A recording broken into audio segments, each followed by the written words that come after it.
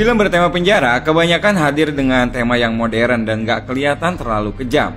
Beda sama Papillon yang disutradarai sama Michael Noor. Film ini gak cuma sadis dan berlatar jadul, tetapi jalan ceritanya bakal bikin stres selama 2 jam lamanya.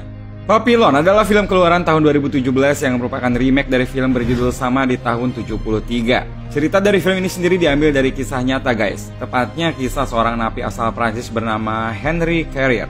Saat mudanya, Henry punya julukan Papillon karena punya tato kupu-kupu di dadanya. Di sepanjang masa tahanannya, ia berteman dengan Louis Degas yang di film ini diperankan sama Rami Malek. Meski mereka berdua berhasil kabur, namun aksinya nggak bakal berhasil tanpa bantuan dari Cellier yang merupakan mantan pelaut dan juga Maturet yang nantinya bakal kita bahas lebih lanjut. Setelah kita udah tahu sedikit tentang karakter utamanya, mending langsung aja kita bahas ke alur ceritanya.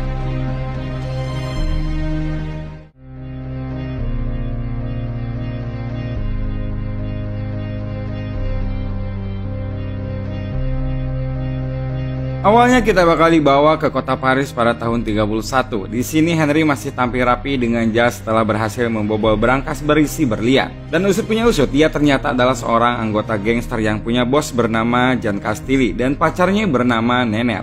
Kesalahan kecil yang bakal berdampak besar dalam hidupnya adalah dia nekat mengambil jatah berlian bosnya untuk biaya hidup bersama pacarnya. Dan karena ketahuan, akhirnya Henry pun langsung dilaporkan oleh salah satu teman kerjanya. Nah, kalau biasanya dalam dunia mafia langsung main bunuh saja, kasus Henry di sini justru lebih unik. Ia malah dijebak sebagai tersangka kasus pembunuhan dan gak tanggung-tanggung dia langsung dihukum penjara seumur hidup.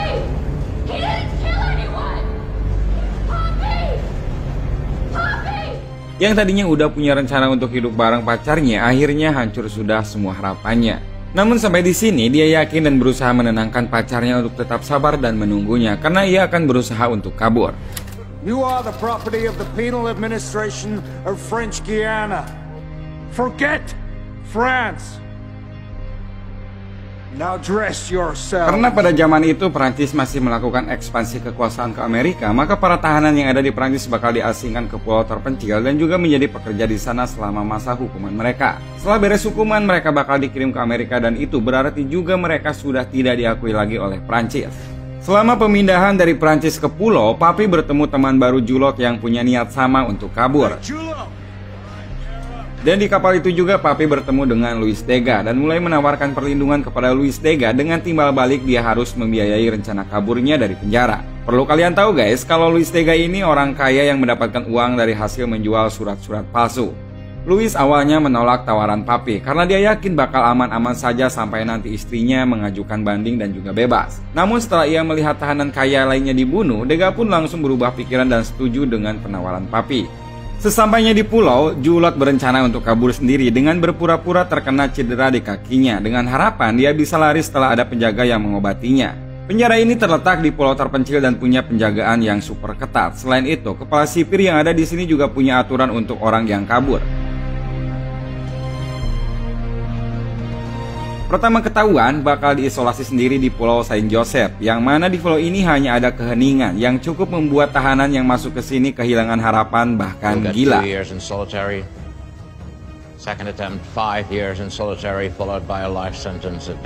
Buat kali kedua, mereka bakal diisolasi selama 5 tahun lalu dipindah ke Pulau Iblis untuk ditinggalkan sampai mati. Dan yang ketiga, jika membunuh sipir maka hukumannya adalah dipenggal. Selama di penjara, Louis Degas didatangin banyak banget masalah. Yang pertama, ternyata ada wakil sipir yang dendam karena adiknya masuk penjara akibat sempat bekerja sama dengan Degas. Dan akibatnya, Degas sama Papi ditempatkan di Rute Zero dengan pekerjaannya yang sangat berat. Di Rute Zero ini, Papi bertemu sama Cellier yang ternyata mantan angkatan laut. Mereka pun mulai berbicara tentang rencana pelarian dengan memanfaatkan perahu yang bisa mereka dapatkan dari seorang pelaut yang baru saja membawa wanita penghibur ke pulau tersebut. Mereka pun akhirnya deal dengan bayaran yang harus dibayar mahal. Gak cuma dari sipir, Louis juga jadi incaran orang-orang yang ingin merebut duit bawaannya. Dan untungnya Papi cukup kuat melindungi Louis. Ya, meski harus babak belur juga. Dari 2 orang tadi, kita kembali ke tokoh Julot yang sempat berencana kabur tadi. Siasat mencederai kakinya sendiri emang berhasil, tapi setelah beberapa hari ia ditangkap oleh para sipir. Mungkin hidupnya masih aman kalau tidak membunuh orang, namun nyatanya ia membunuh salah satu sipir yang secara langsung melanggar aturan terakhir dari kepala sipir. Sesuai aturannya, Julot pun akhirnya dipenggal kepalanya di depan para napi termasuk Papi dan juga Louis. Setelah Juliet meninggal, kepala sipir pun langsung menunjuk Papi dan Louis untuk membuang mayatnya. Di tengah perjalanan, Louis mulai merasa trauma dengan semua yang terjadi. Salah satu sipir yang melihat hal ini nggak terima dan langsung mencambuknya. Papi yang melihat hal ini nggak tinggal diam dan langsung membuat sipir tersebut pingsan dengan batu. Dan tentu saja hal ini bikin heboh satu pulau dan Papi pun langsung kabur ninggalin Louis. Tanpa pikir panjang, ia pun langsung pergi ke tempat si pelaut tadi. Namun sesampainya di sana, karena Papi tidak membawa uang sesuai harga yang disepakati di awal, akhirnya Papi pun dibawa kembali ke penjara. Atas upayanya yang gagal ini, Papi langsung dipindah ke Pulau Saint Joseph selama 2 tahun. Kalau di penjara tadi para napinya masih bisa berinteraksi, di Pulau Saint Joseph ini mereka nggak boleh bicara sama siapapun dan untuk makanannya juga hanya sebatas air saja. Selang beberapa hari, Papi sempat kedatangan tamu yang nggak diundang. Tamu tersebut ternyata adalah si penjaga yang kemarin kepalanya dipukul oleh Papi. Dan tentu saja dia datang bersama 2 anak buahnya untuk balas dendam. Dan di sini Papi pun dengan pasrah menerima pukulan demi pukulan sampai ia tersungkur. Meski Papi selalu sendirian di penjara tersebut, tetapi dia diam-diam dapat bantuan secara nggak langsung dari Louis dalam bentuk kelapa. Ya, berasa dapat air di gurun pasir ini mah guys. Kebaikan Louis ini diterima sangat baik oleh Papi. Bahkan dia sampai melatih tubuhnya selama di balik penjara dengan harapan ia bisa membalas jasa Louis dengan cara membebaskannya. Setelah berkali-kali berhasil, namun akhirnya mereka ketahuan juga. Kabar soal kelapa ini diketahui oleh kepala sipir sehingga dia langsung datang ke sel tahanan Papi. Awalnya ia bertanya secara halus soal orang yang mengantarkan kelapa tersebut, namun Papi nggak mau membocorkan nama Louis. Kegigihan Papi ini justru merugikan dia sehingga kepala sipir mengurangi jatah makanannya. Setelah beberapa hari sampai Papi terlihat menyerah, kepala sipir datang lagi. Dia berharap mental Papi udah hancur sehingga dapat memberitahu siapa yang membantunya. Tetapi seperti yang bisa diduga, Papi masih tetap bungkam meski udah disogok dengan sup daging. Kepala sipir yang melihat hal ini langsung menghukum Papi dengan cara membuat selnya jadi gelap total. Sudah hancur secara fisik karena makanan yang kurang, kali ini Papi juga harus mengalami halusinasi yang sangat parah. Selnya yang gelap membuat ingat kampung halaman, pacarnya dan juga Louis Dega. Dengan segala penderitaannya, akhirnya 2 tahun pun berlalu dengan sangat lama. Papi yang dulunya kekar sekarang justru kurus nggak terurus. Pandangannya pun juga kelihatan kosong karena setiap hari harus berdiam diri di sel yang dingin dan juga gelap. Saat Papi bebas, ternyata Louis bisa bertahan hidup tanpa Papi dan jadi juru tulis untuk kepala sipir, sekaligus memberinya akses untuk kunci gerbang di seluruh penjara.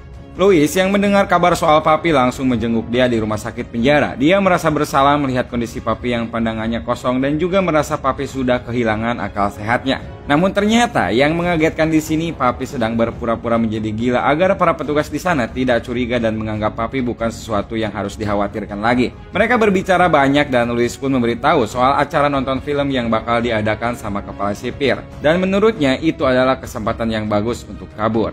Selama di rumah sakit, Papi juga mengajak salah satu pasien bernama Maturet untuk bekerja sama. Papi menawarkan rencana pelarian yang mungkin saja berhasil jika dia mau membantunya. Untuk melanjutkan rencana ini, akhirnya mereka pun berkumpul. Papi, Dega, Maturet, dan Selir yang rela melukai tangannya untuk bisa masuk ke dalam rumah sakit. Mereka pun sepakat untuk mencari perahu dengan bantuan Selir dan Selir pun menyanggupinya asalkan setengah biayanya bisa terpenuhi. Untuk Louis sendiri menyanggupi serta dia juga menyiapkan kunci sel untuk membuka pintu rumah sakit sesudah ia menyampurkan obat tidur kepada para sipir.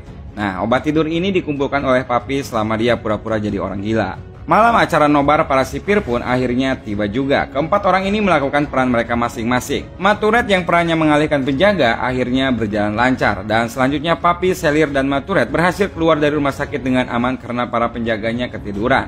Namun di tengah jalan mereka justru mengalami sebuah perubahan rencana. Hujan yang deras bikin para penonton film terpaksa berteduh. Dan selain itu penjara juga mengalami mati listrik selama hujan. Hal ini pun akhirnya dimanfaatkan sama Louis dan kawan-kawan. Namun sayangnya kaki Louis patah saat ia mencoba lompat dari pagar beton yang cukup tinggi. Pas sudah di hutan, mereka pun akhirnya didatangi oleh para bandit yang ternyata merupakan pemilik perahu. Louis pun akhirnya memberikan uang terakhirnya kepada Papi dan singkat cerita mereka bisa berlayar meski dengan perahu yang kondisinya jelek banget. Ya segini juga udah uyuhan ya guys. Lega rasanya bisa keluar dari neraka dunia ini. Perahu yang mereka beli mahal-mahal ternyata di tengah perjalanan bocor. Mereka semua tentu merasa frustasi, tapi yang paling merasa kesal adalah Selir. Selama di laut, ia terus meminta kepada Papi untuk meninggalkan Lois, namun Papi menolak. Kesabaran Selir pun habis ketika ada badai yang bergerak menuju perahu mereka. Selir berpikir daripada mati semua dan tenggelam, akhirnya Selir pun mencoba membunuh Lois. Cuma niat Selir itu akhirnya berbalik arah, justru malah dia yang mati. Terlepas dari 3 atau 4 orang, perahu mereka ujung-ujungnya juga tersapu ombak. Entah berapa lama mereka terombang-ambing di lautan, namun pada akhirnya Papi tiba-tiba terbangun di sebuah pedalaman yang orang-orangnya masih bergaya hidup tradisional. Akhirnya mereka tahu kalau ternyata mereka bertiga terdampar di pesisir Kolombia dan diselamatkan oleh seorang biarawati. Oh, wait. This is Colombia. Biarawati tersebut tahu kalau Papi dan teman-temannya adalah seorang napi dan tahanan yang kabur, tapi dia berjanji gak bakal mengadu kalau Papi mau bertobat. Dan seperti yang bisa kita tebak, Papi bukan orang yang religius dan mengabaikan permintaan Biarawati tersebut dan berusaha mengajak Louis pergi mencari tempat yang lebih aman. Namun Louis di sini dengan kakinya yang masih terluka menganggap disinilah tempat yang aman baginya. Di lain sisi, Matured pun beranggapan sama kalau inilah tempat terbaik untuk mereka tinggali. Gak lama setelah itu, Papi pun pergi dan di perjalanan, tiba-tiba Papi melihat ada mobil patroli yang bergerak menuju Louis dan Matured. Cuma karena Papi masih peduli sama Louis, dia pun langsung lari ke tempat Louis. Sayang banget usaha Papi di sini untuk memperingatkan mereka terlambat, dan Matured pun keburu mati ditembak. Alhasil, mereka kembali ke penjara dengan menjalani strike kedua mereka, yaitu ditaruh di Pulau Saint Joseph selama 5 tahun dan juga langsung dikirim ke Pulau Iblis. Di titik ini, keadaan Papi udah nggak karuan banget. Rambutnya udah cenderung putih dan juga mukanya lusuh banget. Pandangannya bahkan kelihatan lebih kosong daripada saat ia menjalani hukuman selama 2 tahun. Singkat cerita, hukuman Papi untuk 5 tahun berakhir dan bersiap untuk dikirim ke Pulau Iblis. Dan ternyata di pulau ini dia disambut oleh kawan lamanya yaitu Louis yang ternyata ia lebih dulu sampai ke sana. Untuk suasananya sendiri, Pulau Iblis ini jaminan bisa bikin orang gila dan juga depresi. Nyaris nggak ada harapan dan yang ada cuma penyesalan berujung bunuh diri. Dan intinya semua orang yang ada di pulau ini hanya bisa pasrah menunggu ajal mereka masing-masing. Disinilah kita kembali merasakan kekuatan bertahan hidup dan keinginan untuk bebas dari Papi. Bahkan setelah semua cobaan dan hukuman yang dialaminya, Papi masih punya harapan buat kembali lagi ke Prancis. Harapan inilah yang bikin dia ketemu ide selama di Pulau Iblis. Dengan pengetahuannya saat jadi tentara angkatan laut, dia melihat kalau gelombang di pulau tersebut bergerak menuju daerah daratan luar. Yang perlu mereka lakukan adalah menyiapkan rakit dan mereka bisa sampai ke daratan lainnya. Meski rencana ini kemungkinan besar berhasil, Papi hanya pergi sendiri sayangnya. Ternyata Louis sudah betah di Pulau Iblis dan tidak ingin pergi. Mau tidak mau, mereka berdua berpisah sambil menahan tangis satu sama lain.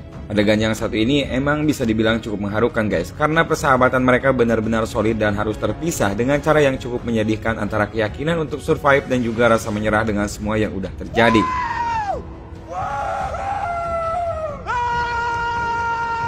Film pun langsung loncat ke tahun 69. Di sini kita tahu kalau Papi berhasil jadi warga bebas dan tinggal di Venezuela sampai masa tuanya. Cuma dia nekat pergi ke Prancis untuk memberikan kisahnya ke sebuah penerbit.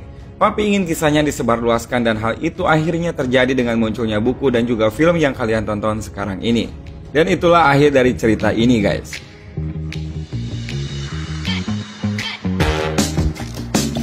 Meski saat ini Papi udah nggak ada, namun kisahnya tetap menginspirasi mengenai persahabatan dan juga keyakinan yang dapat membuat seseorang bisa mengenal kembali kebebasan.